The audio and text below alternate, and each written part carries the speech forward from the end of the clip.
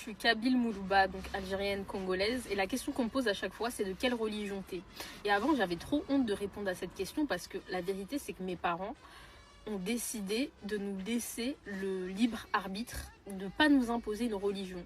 C'est-à-dire qu'on a grandi dans la religion chrétienne, musulmane. Point d'honneur, mon père, à chaque fois qu'on allait chez de la famille, il disait ne leur imposer aucune religion.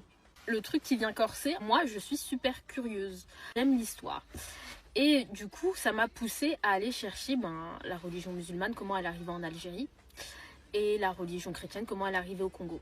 Le problème, c'est que ça m'a super déçue, surtout au niveau des Kabyles, comment la religion musulmane est arrivée, le massacre, etc. Au Congo, au niveau chrétien, il y a plus d'églises que d'écoles, et c'est une statistique effrayante. Ce qui m'a un peu repoussée, même beaucoup repoussée de la religion chrétienne. Cependant, ce qui était super drôle, c'est que quand j'étais jeune, j'osais pas le dire ça. Je disais rien. Et en fait, je me rappelle, j'avais une amie turque qui un jour a rigolé, disait Jésus, Jésus, Jésus. Et en fait, je l'ai regardée et je me suis dit, mais elle est au courant que dans le Coran, en fait, Issa c'est Jésus. Enfin, il y a Jésus dans le Coran. Je sais pas si c'est une bénédiction ou une malédiction de pas imposer de religion à ses enfants. Leur laisser le choix d'apprendre plusieurs religions. Parce qu'au final, je suis partie en fait rechercher Dieu en quelque sorte.